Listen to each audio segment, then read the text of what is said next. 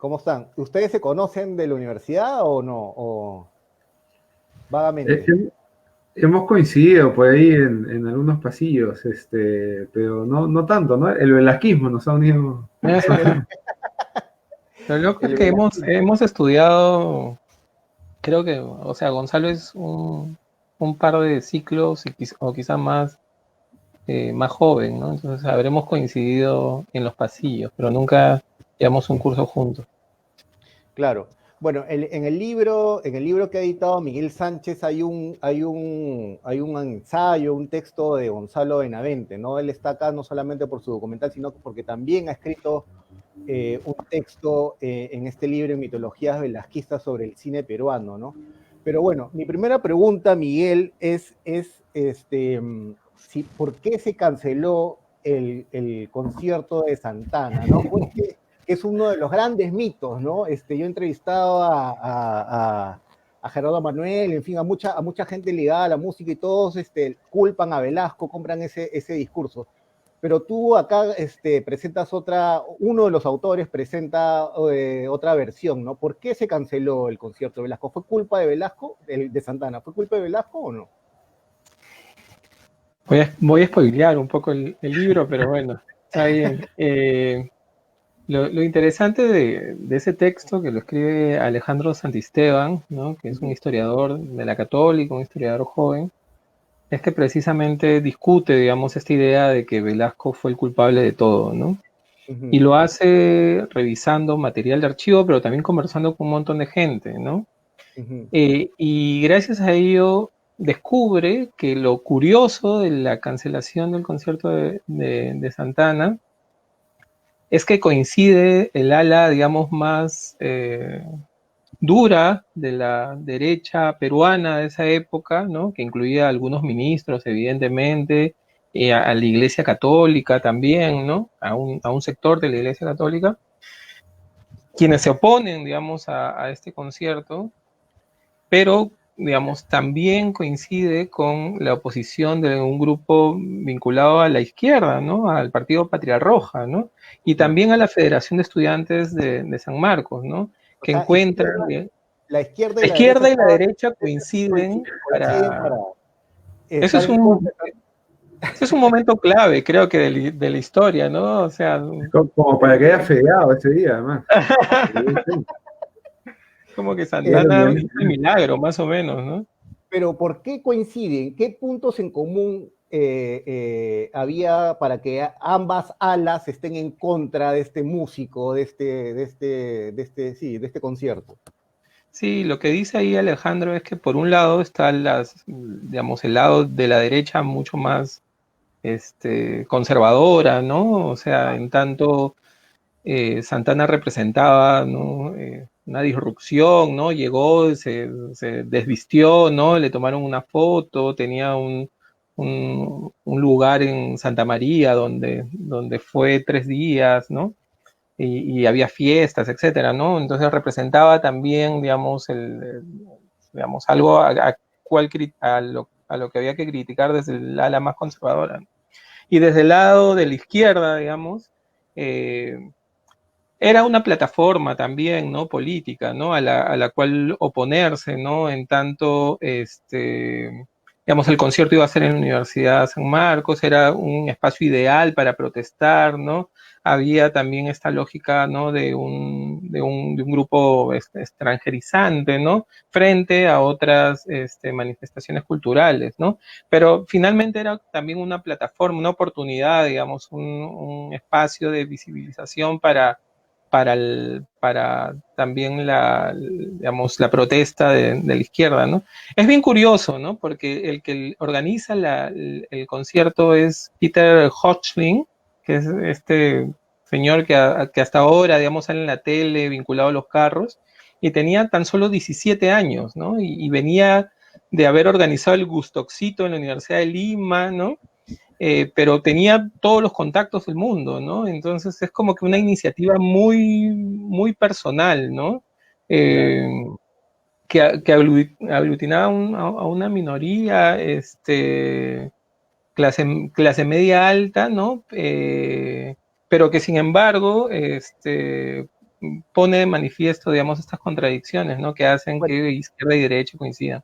entonces la conclusión de ese texto es que Velasco no cancela ese concierto de Santana, sino que hubo otros elementos en juego, ¿o no? Al final, un poco con miedo de spoilear, al final Sí, la decisión del que el concierto no se realice pasa por una decisión gubernamental, sin duda, ¿no? Es una sí, decisión gubernamental, ¿no? Pero claro, lo que dice Alejandro precisamente es eso, ¿no? Que, o sea, esta decisión llega no porque Velasco haya sido, digamos, alguien contrario a la música de Santana o haya encontrado en él un discurso, digamos, extranjerizante al cual oponerse, ¿no? Sino más bien por estas coincidencias, ¿no? Que ocurren a partir de su presentación, ¿no? O sea, la decisión pasa por el gobierno, ¿no? Pero sin embargo, no nace de ahí. Quizá esa sea la gran conclusión, ¿no? Es más, en el texto, Alejandro dice que el hijo de Santana era digamos, alguien que gustaba mucho de la música de Santana, ¿no? Y que incluso la hija del alcalde de Lima, ¿no? Dibós, también, ¿no? Y ella fue la que organizó, digamos, una manifestación en contra de la cancelación en plena Plaza de Armas, ¿no? Entonces, incluso, digamos, el campo político lo tenían ganado de alguna manera, ¿no? Pero sin embargo, para que veas cómo es claro. estas coincidencias. Lo interesante del libro de Miguel es que analiza exactamente revisa, ¿no? El efecto de este gobierno dictatorial, ¿no? Muy polémico de Velasco, ¿no? Pero también, que también tuvo cosas positivas y la relación con las industrias culturales, ¿no? Por ejemplo, el rock, por ejemplo, este concierto, el teatro, la literatura y también el cine, ¿no? Y ahí es donde Gonzalo Benavente escribe un texto, ¿no? ¿Qué efecto tuvo el gobierno, el gobierno de Velasco en el cine, ¿no? Hay una ley, ¿no es cierto? Hay una ley y y se inicia, digamos, el cine cambia, ¿no? Tú comparas el cine que se hacía en los 60, ¿no? Con Mi secretaria está loca, loca, Las psicodélicas, El tesoro de Atahualpa, ¿no? Y cambia, ¿no? Se estrenan películas de Roble Godoy, del reciente muerto Federico García, de Nora de Isco. Cuéntanos un poco qué pasa con Velasco y el cine peruano. Sí, hay como dos cosas grandes, ¿no? En cuanto al cine en la época de Velasco. Una es la ley que mencionas, que es la primera ley de cine, que estuvo hasta el gobierno de Fujimori, ¿no? Y tuvo, digamos, este efecto, ¿no? Que sacó mucha gente, comenzó a hacer películas, ¿no? Porque apoyaba mucho cortometrajes, además, específicamente. Cortometrajes, sobre todo, ¿no? Entonces, hubieron realizadores fantásticos que surgieron ahí gracias a esa ley. También hubo gente que se aprovechó, como pasa siempre, ¿no? Y más bien hacía cortometrajes para ganar dinero, básicamente, ¿no? Entonces, no es que tenía una búsqueda, historias que contar, ¿no? Entonces, digamos, tuvo su lado muy positivo y su lado no tanto, ¿no? ¿Y qué Sin cineastas embargo, fue la... sí, ¿qué ¿Perdón? cineastas salieron con esos cortos que tú recuerdes? Bueno, el Lombardi, ¿no? Lombardi. Es siendo el más emblemático, pero Lochasky, ¿no? Augusto Tamayo, ¿no? Digamos, toda esa generación que comienza a hacer películas en los últimos 70, ¿no? Y los años 80, bien surge esa ley, ¿no? De Augusto Cabá, ¿no? Etcétera. Entonces, sí hay una generación que comienza a hacer películas, ¿no? Robles ya había comenzado antes, en la década de los 60, además ya con una mirada distinta, ¿no? Porque comienza el cine de autor, lo que se comenzó a denominar cine de autor en los años 60, ¿no? Que cambia, gira además, ¿no? En Estados Unidos también ya se había abandonado el cine de estudio, ¿no? Y comienza a haber otras miradas. Y justamente eso coincide con lo que sucede acá, ¿no? Finalmente la Revolución Peruana, que es como se llamó a este proceso, ¿no? Cultural, identitario, etcétera, que impulsa desde el gobierno Velasco en la primera fase del gobierno militar, construye un discurso, ¿no? Que es algo que no existía antes, ¿no? Y en todo sentido, ¿no? Desde la oficialización del quechua hasta las estatuas, ¿no? Se bajaron pues la estatua de Bolognesi casi que derrotado y pusieron a Bolognesi apuntando con una pistola, ¿no? Digamos, por todos lados, ¿no? Tupac Amaru, que hoy día estamos celebrando, no existía, o sea, existía evidentemente, pero nadie se acordaba, no se enseñaba, ¿no? Y reaparece y lo ponen en los textos escolares, ¿no? Ya nada de San Martín, Bolívar, esos son extranjeros, ¿no? Héroes peruanos. Claro. Entonces, hay toda una movida, ¿no? Y el cine, o sea, participa finalmente, porque las películas hablan de la sociedad que las genera, ¿no? Eso es inevitable. Entonces, con ese cambio de discurso, cambia el cine también, ¿no? Digamos, hay un impulso renovador y creo que muchos directores y directoras que ya estaban atravesando ese tipo de procesos se insertan dentro del discurso y pasa en todos lados, ¿no? Pasa, como mencionaba en el libro de Miguel, está en distintas instancias de las industrias culturales, ¿no? Chauca Granda misma, que habla al inicio de su carrera de la oligarquía, de estas figuras patriarcales, comienza a cantar de la revolución, ¿no? Entonces, Claro. hay un cambio, ¿no? Sobre todo de ciertos sectores de clase media, intelectuales, etcétera, ¿no? Y en el Claro. cine, como bien dices, hay este giro también, ¿no? En las historias que comienza a contar, en los personajes, en la mirada, ¿no? Comienza a mirar más hacia adentro del país y no tanto hacia afuera, digamos, ¿no? En términos generales, ¿no? Claro. O sea, tú harías un balance positivo, digamos, del gobierno de Velasco con respecto al cine. ¿Te Sí, parece? sí, yo creo que profundamente, ¿no? O sea, digamos, pasar justamente, tú mencionabas algunas películas que creo que son entretenidas de ver, además hay como una memoria que se construye de la ciudad de Lima, ¿no? Sobre todo de este primer gobierno de Belaúnde, ¿no? La psicodélica, todas son coproducciones con México y con Argentina, ¿no? Ok. Principalmente. Eh, y son películas de género, ¿no? Son de agentes secretos, ¿no? Etcétera. Claro. Y están ahí algunas bandas tocando, Chauca Grande sale en un par de películas emblemáticas también. Salen los James, ¿no? Bandas de rock de la época. Pero es una Claro. mirada muy hacia el género, muy hacia la coproducción, hacia que funcione económicamente, ¿no? No es una mirada que está viendo como al Perú y a las tensiones del Perú, a los conflictos del Perú, etcétera. Entonces, más bien, las películas que aparecen después ya comienzan a tener otras preocupaciones, ¿no? Sobre el migrante, ¿no? Una película como Cholo, por ejemplo, ¿no? En la que evidentemente tiene una búsqueda comercial, porque aparece el Cholo Sotil, que es una figura emblemática de la época futbolista, ¿no? Claro. Pero también con una mirada hacia el arte, hacia lo que significa ser migrante, ¿no? Tener otro color de piel, digamos. Al final era bien difícil ser protagonista con un color de piel que no fuera súper blanco en esa época, ¿no? Hasta ahora lo es. Entonces sí fue un poco revolucionario, creo, ¿no? Comenzaban a aparecer otros rostros, ¿no? Que ya comienza, es un proceso que también se ve en la televisión, ¿no? Como con Evangelina, Delfina Paredes. En general hay un montón de historias que tienen que rescatarse. El problema es que no quedan como materiales, ¿no? La Revolución de la Tierra, que es la película que hicimos, nos hubiera encantado mostrar el caso de Evangelina, por ejemplo. Es una empleada del hogar con mucha agencia. Delfina actuaba, dirigía, escribía, hacía todo, ¿no?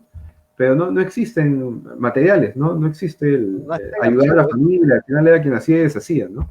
Y no existen videos, ¿no? Es una pena. Pero Es sí, una sí creo pena. que es positivo el balance. Y tú opinas lo mismo, el texto del libro, tu texto es sobre la plástica peruana, ¿no?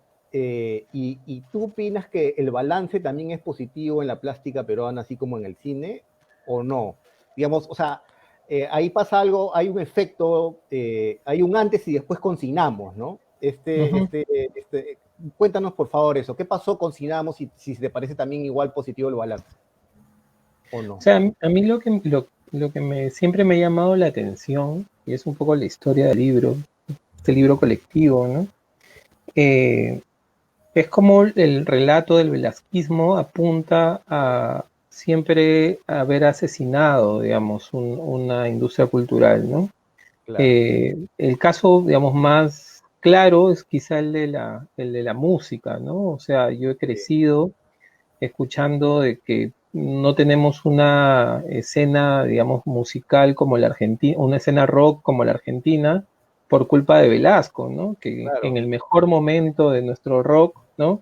Llegó Velasco y desactivó y desarticuló todo eso, ¿no? Claro, Y casi dicen que si no hubiera estado Velasco, Charly García sería peruano, ¿no? claro, algo así, ¿no?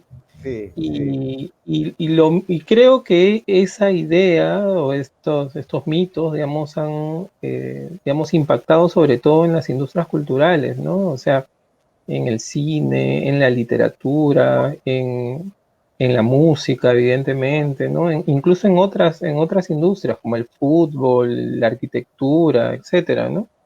En el texto que yo escribo, que está centrado sobre todo en la plástica, me interesaba revisar mucho de mitos que llegan hasta la actualidad, ¿no? Que lo que proponen es que el velasquismo frenó, canceló o no hizo posible que muchas de las carreras de artistas de esa época, digamos, despegaran, ¿no? El caso de Teresa Burga me parece bien interesante, ¿no?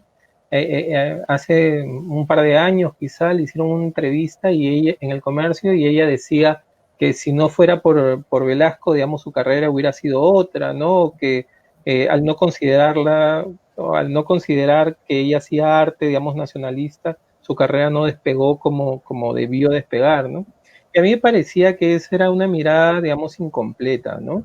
Y entonces lo que plantea el artículo es justamente revisar eso, ¿no? Revisar si efectivamente el velasquismo canceló alguna de las carreras o de los proyectos artísticos, digamos, de los artistas plásticos de la época, ¿no?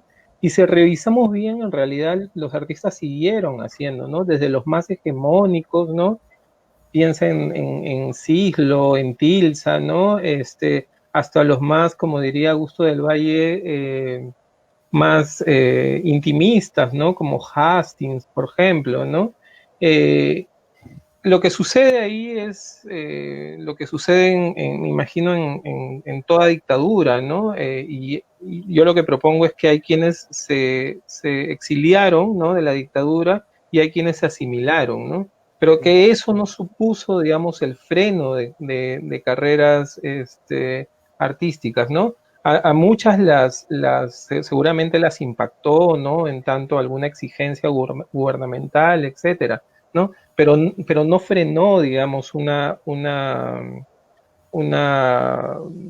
digamos, generación, ¿no? Es más, muchos autores, ¿no? Pienso en Mirko Lauer, ¿no? Como quizá el más importante, lo que proponen mirando esa época es precisamente que el velasquismo articuló, digamos, una nueva posibilidad de arte nacional, ¿no? Que incluía precisamente esta idea de lo popular y de lo nacional, ¿no? No hay que olvidar que durante el velasquismo, ¿no? Hubo algunos festivales, digamos, importantísimos, ¿no? Como el Contacta 72, como el Incarri, que era una fiesta total, ¿no? Que reunía en Lima, digamos, manifestaciones artísticas no hegemónicas de todas partes del mundo, de todas partes del Perú, de todas partes de la región, ¿no?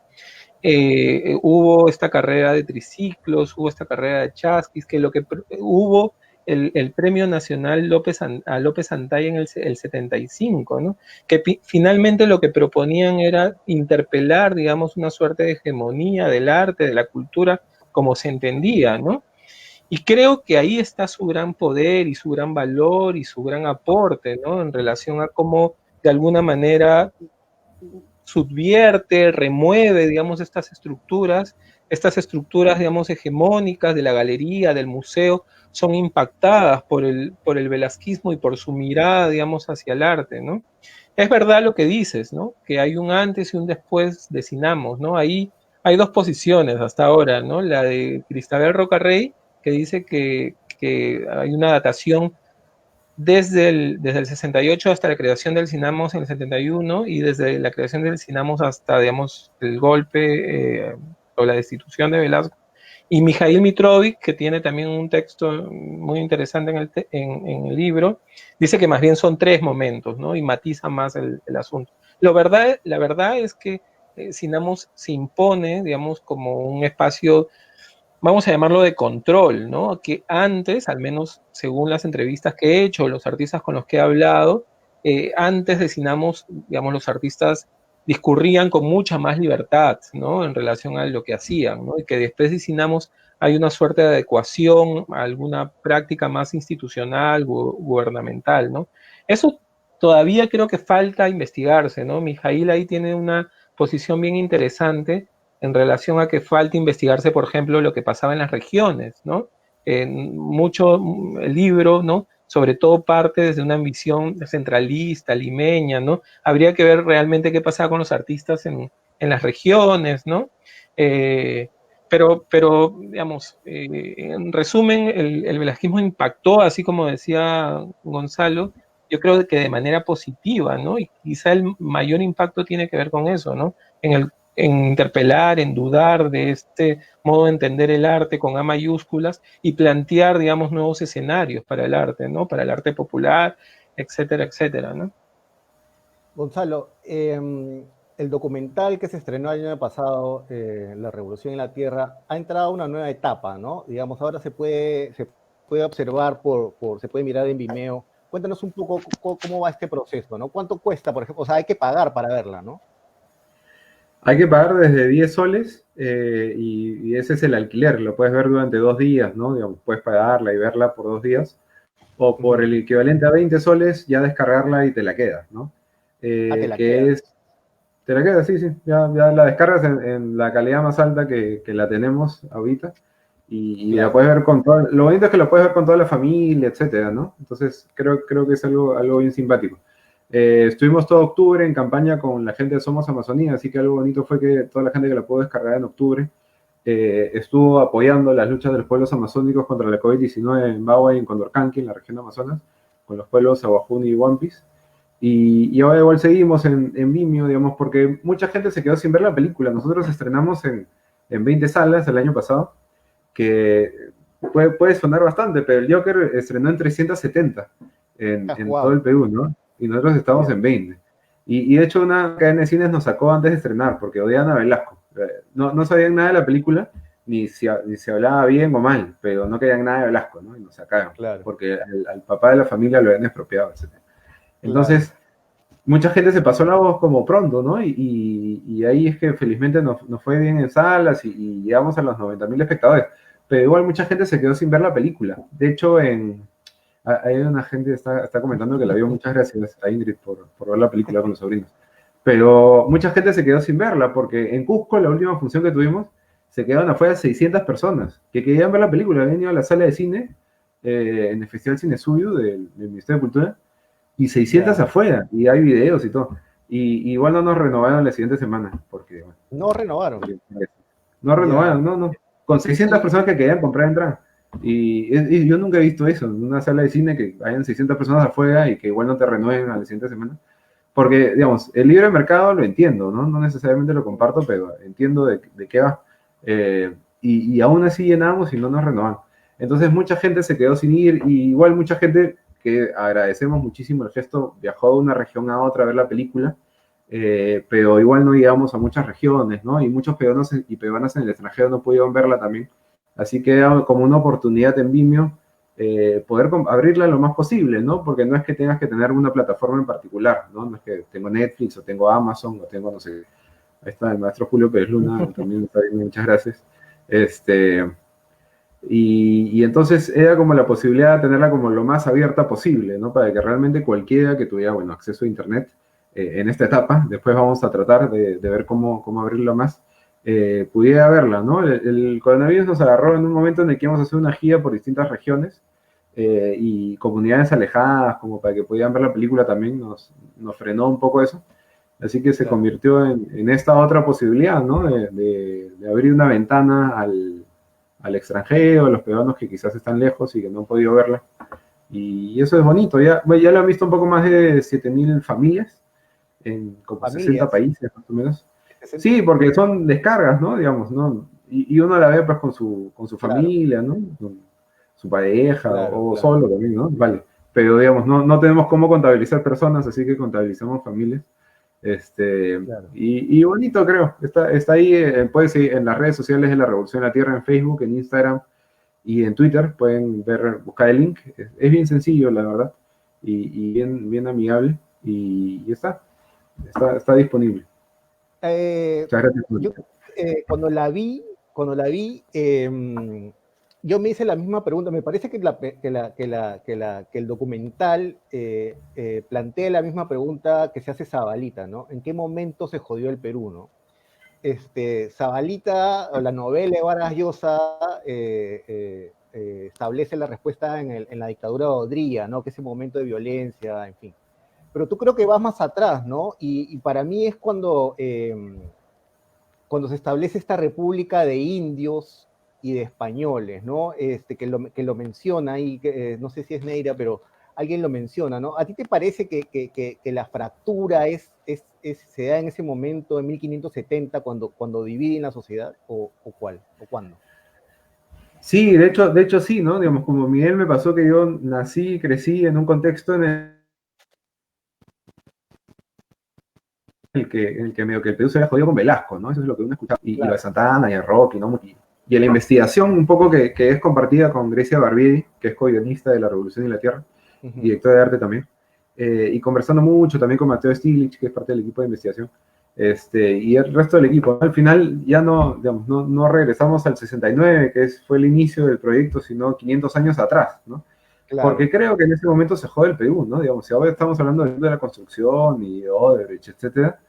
O sea, el primer corrupto es Francisco Pizarro, que le dice a Atahualpa, oye hermano, te libero, si me llenas todo esto de oro, te lo llena, igual, ¿no? Digamos, ahí comenzó todo, ¿no? Y después el Guam y los ferrocarriles y lo que fuera, ¿no? Digamos, es una tradición que viene de muy atrás. Y nosotros estamos haciendo esta película para reflexionar mucho sobre el tema de la exclusión, ¿no? Como somos una sociedad que excluye, es una sociedad racista, etcétera, ¿no? Que discrimina en general, ¿no? Porque las discriminaciones están siempre presentes y se van transformando, ¿no? Entonces, sí entendíamos que esa gran diferenciación de República Criolla, República de Indios, si alguien no ha visto el documental todavía, hay básicamente una diferenciación legal en la época del virreinato, ¿no? En la época del virrey Toledo. Prometo que en la película es mucho más divertido de lo que lo puedo resumir acá. Pero se divide como en dos grandes grupos, ¿no? Los criollos, que son hijos de españoles nacidos en América, y los indios, ¿no? Que tenían otras leyes, tenían que pagar otros tributos, etc., ¿no? Y más bien con la independencia, se supone que es la libertad de todo el mundo, ¿no? Y la debemos de celebrar el próximo año, ¿no? Muy festivos todos y todas. Pero en realidad lo que permite la independencia es que se liberen los territorios que antes eran del rey de España y aún no podía registrarlos en los registros públicos, ¿no? Y eran tierras donde vivían comunidades pues, de toda la vida, ¿no? Y a peor las registradas. Entonces, ahora tenías un papel legal en el que eso te pertenecía, por más que la gente vivía ahí desde siempre. Y esa gente, para que siga viviendo ahí, ahora tenía que trabajar gratis para ti, ¿no? Para el hacendado. Entonces comienza otro sistema, digamos, económico, legal, se llamó servidumbre, no era esclavitud propiamente, digamos, que también hubo, pero en otros sectores. Entonces, sí se jodió el Perú hace mucho tiempo, ¿no? Y se fue desjodiendo y jodiéndose de otra manera en el camino. Y eso es algo que también queríamos contar hacia el final, ¿no? También sin spoilear, pero esas luchas siguen existiendo hasta el día de hoy. Digamos, la reforma agraria se dio en un contexto de dictadura porque no supimos hacerla en democracia antes, ¿no? Digamos, el Congreso, los apristas, como siempre, se fueron a la derecha, no les interesaba el voto campesino, pero no votaban igual, ¿no? Entonces, da lo mismo. Entonces, no se hizo esta apertura como democrática, ¿no? Y se tuvo que hacer, pues, un poco en el contexto que conocemos, ¿no? Formalmente es una dictadura, el gobierno de Velasco. Lo mismo pasa ahora con los conflictos sociales, los conflictos ambientales, ¿no? No nos damos cuenta, pero es lo mismo, ¿no? Son comunidades que están excluidas del proyecto nacional, si es que existe alguno, ¿no? Entonces, va de eso un poco, ¿no? De cómo estos problemas que siguen hasta el día de hoy comenzaron, como bien dices, hace 500 años, creo, y seguimos arrastrándolos, ¿no? Hasta el día de hoy, y hasta que no nos demos cuenta, vamos a seguir arrastrándolos una vez más, ¿no? Claro. Bueno, para cerrar ya, Miguel, la conclusión un poco del libro es, o alguna de las conclusiones, me parece, es que el discurso hegemónico necesitó o usa a Velasco, ¿no?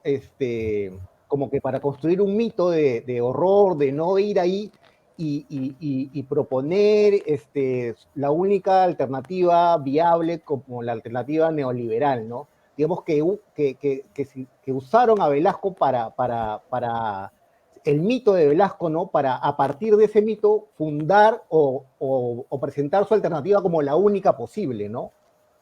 Sí. Es un poco, ¿no? La conclusión del libro, o una de las conclusiones. Enrique Mayer dice algo interesante, ¿no? sobre Velasco, ¿no? Que a Velasco se le ha demonizado tanto y se lo ha satanizado tanto que se lo ha culpado de todos los males que le sobrevinieron al Perú en los últimos 50 años, ¿no? Entonces, si hay una respuesta para la crisis económica, ahí está Velasco. Si hay una respuesta para el terrorismo, ahí está Velasco, ¿no? Si hay una respuesta para el fujimorismo, ¿no? Ahí está Velasco. Si hay una respuesta para ahí está Velasco, ¿no? Y creo que apunta bien, ¿no? En tanto, digamos, funciona de manera ideal para un sistema, ¿no? Liberal, tener a un chivo expiatorio, ¿no? O a un chino expiatorio, ¿no? Que sería más preciso, ¿no?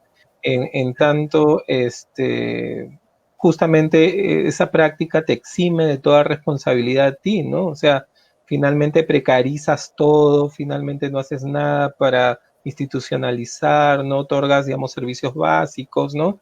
Pero, digamos, eso no importa porque todo esto es culpa, ¿no? De lo que me ha heredado el velasquismo, ¿no?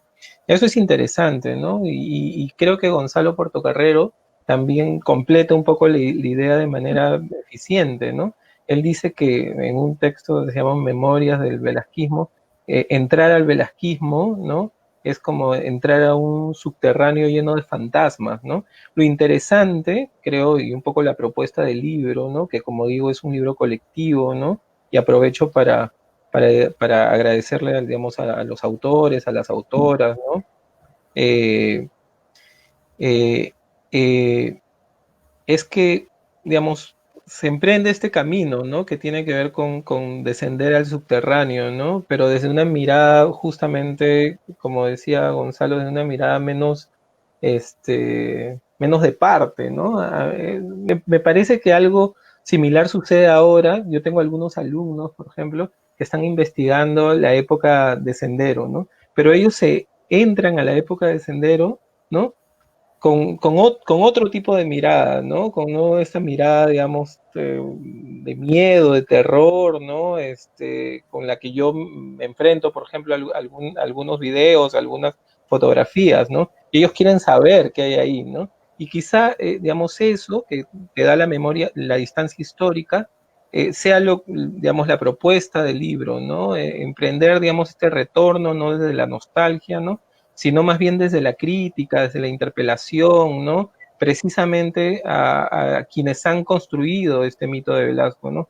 Y sobre todo a quienes les conviene este mito de Velasco, ¿no? O sea, porque hay alguien que está detrás, digamos, y digitando, digamos, esta mitología, ¿no? Y un ejercicio bueno o que pretende el libro, ¿no? Creo que es justamente, otra vez, remover ese tiempo histórico, ¿no?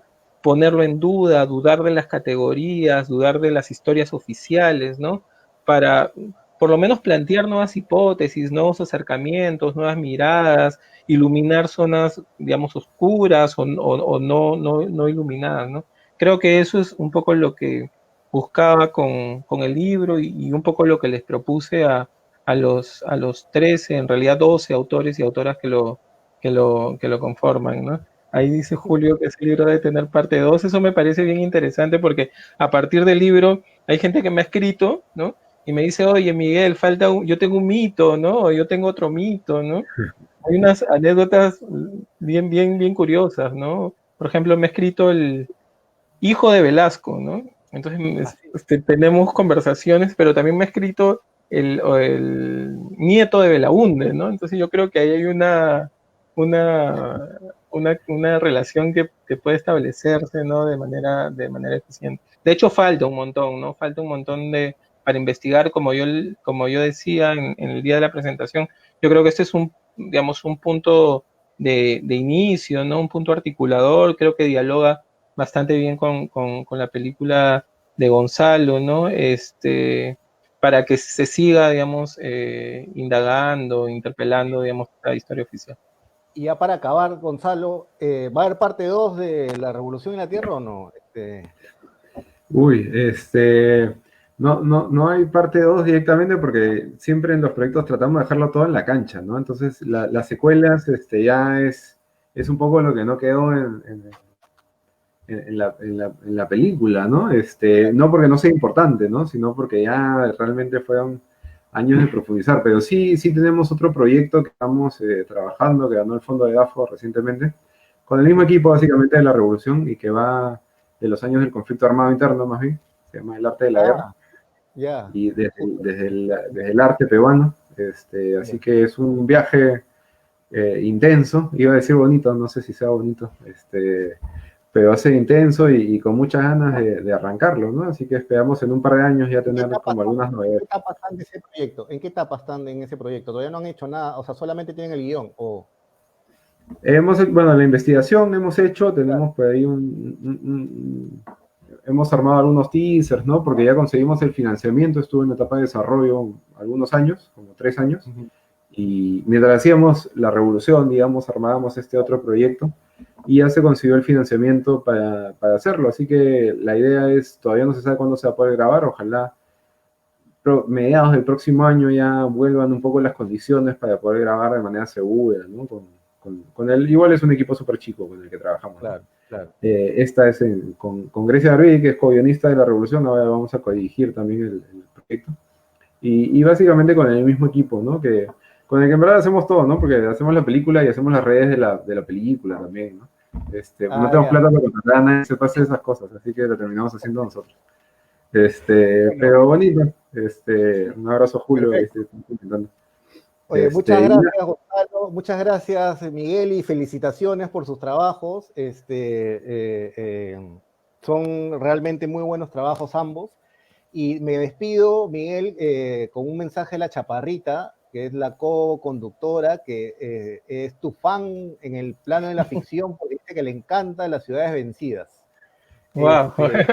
Bueno, muchas gracias. Pero bueno, ya hablaremos de eso en otra oportunidad. Muchas gracias y buenas noches. Nos vemos. Chao, gracias.